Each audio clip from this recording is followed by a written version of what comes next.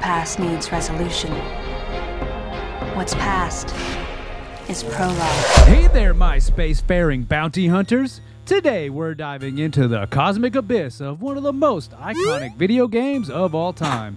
No, we're not hunting actual aliens, we're unraveling the mysteries of the original Metroid. Prepare to blast off into a world where space pirates are the norm and power suits are the latest fashion.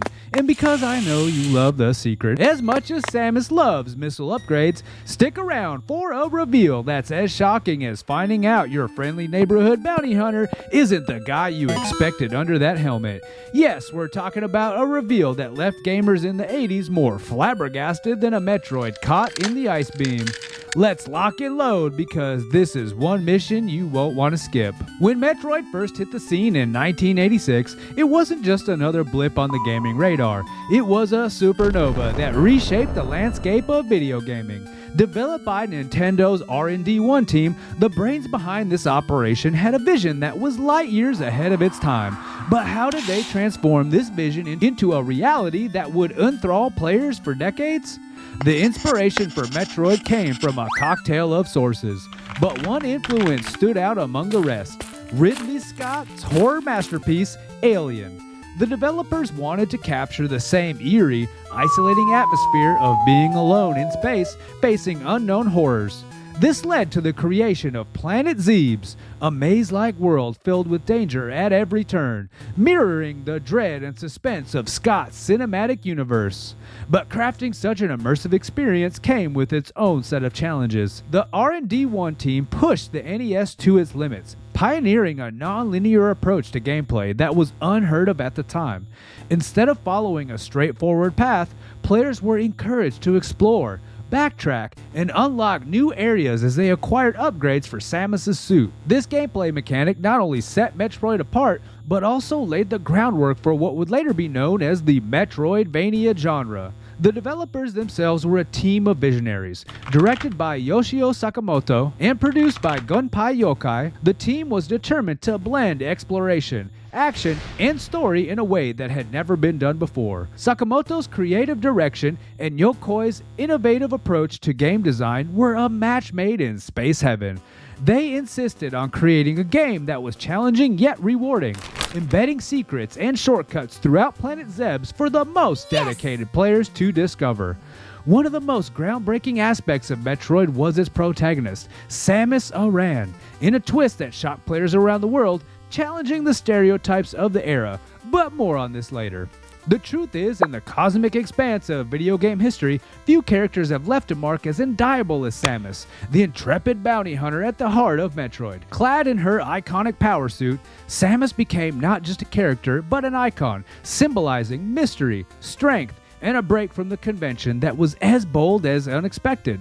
Samus's journey began on Planet Zebes, but her mission was far more than a simple bug hunt. Tasked with stopping the nefarious space pirates and their leader, Mother Brain, from using parasitic organisms known as Metroids to dominate the galaxy, Samus's narrative was one of solitude, exploration, and relentless pursuit. Unlike the linear adventure of her contemporaries, Samus's story unfolded in the vast interconnected caverns of Planet Zebes, a world teeming with secrets and dangers that mirrored her own complex character. The real shockwave, however, came at the end of the game. Upon completing Metroid under certain conditions, players were greeted with the revelation that the fearsome bounty hunter they had been controlling was, in fact, a woman. This was a seismic shift in the gaming landscape of the 1980s, a time when female protagonists were a rarity. Samus shattered the mold, challenging the players' expectations and pioneering a legacy of strong female characters in video games. But why make such a decision?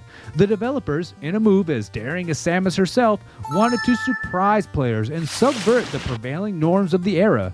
This wasn't just a narrative choice, it was a statement. Samus Aran was not defined by her gender, but by her actions, her courage, and her indomitable spirit. She stood as a beacon of progress in the industry, showing that her heroism knows no gender. And just like Samus expertly navigates through the cavernous depths of Planet Zebes, discovering upgrades to enhance her arsenal, you too can unlock the ultimate power for this channel. Just hit that like button and subscribe, because it's quick, it's easy, and it guarantees you won't miss out on any intergalactic adventures or secrets hidden within our future videos. Now, at the heart of Metroid's innovation was its non-linear gameplay, a bold departure from the linear paths that gamers had grown accustomed to. This was a game that didn't just encourage exploration, it demanded it, rewarding the curious and the brave with secrets and power-ups that were essential for progression. Imagine being dropped into an alien world of Planet Zebes with no direction, no map, and a whole lot of questions. That's Metroid for you, a game that threw players into the deep end. The genius of its design lay in its ability to make players feel like true explorers, navigating a hostile world filled with hidden corridors, secret rooms, and puzzles that required more than just clever reflexes. This sense of discovery was pivotal, turning every playthrough into a unique adventure. But what really set Metroid apart was its arsenal of upgrades. Samus's power suit wasn't just for show, it was a key to unlocking new areas and overcoming challenges. From the Morph Ball, which allowed Samus to roll in tight spaces, to the Ice Beam, capable of freezing enemies in their tracks. Each upgrade expanded the player's ability to explore and interact with the world. It was like a puzzle where each piece revealed a new part of the maze. Moreover, the game's combat system was as integral as its exploration. Faced with an array of alien creatures, players had to master the art of shooting, dodging, and using their environment to survive. This wasn't a game where you could run and gun your way to victory. It required strategy, patience, and a keen eye for detail. Metroid's approach to gameplay mechanics didn't just influence future games in the series, it birthed a whole new genre, the Metroidvania. Combining exploration, backtracking, and the gradual acquisition of power-ups, this genre became a blueprint for countless others, demonstrating the lasting impact of Metroid's innovative design. But when Metroid blasted its way onto the scene in 1986, it wasn't just launching missiles at alien foes. It was firing the first shots in what would become the legendary saga in gaming history. But just how did this title perform in the galactic market? Metroid may not have hit astronomical sales figures of some of its contemporaries initially, but what it lacked in immediate earth-shattering success, it made up in lasting influence and critical acclaim. It carved out a niche for itself, establishing a loyal fan base and setting the stage for a franchise that would go on to sell millions of copies worldwide. Now let's talk Easter eggs. Hidden deep within the code of the original Metroid game, the infamous Justin Bailey code. Enter this code, you'll see Samus, sans her iconic power suit, equipped instead in a rather stylish leotard. The origin of the code itself is shrouded in mystery. Contrary to popular belief, Justin Bailey is not a person associated with the game's development or a hidden message from its creators. Instead, it's thought to be a fortunate coincidence, a byproduct of the game's password generation system that happens to form a readable phrase in English.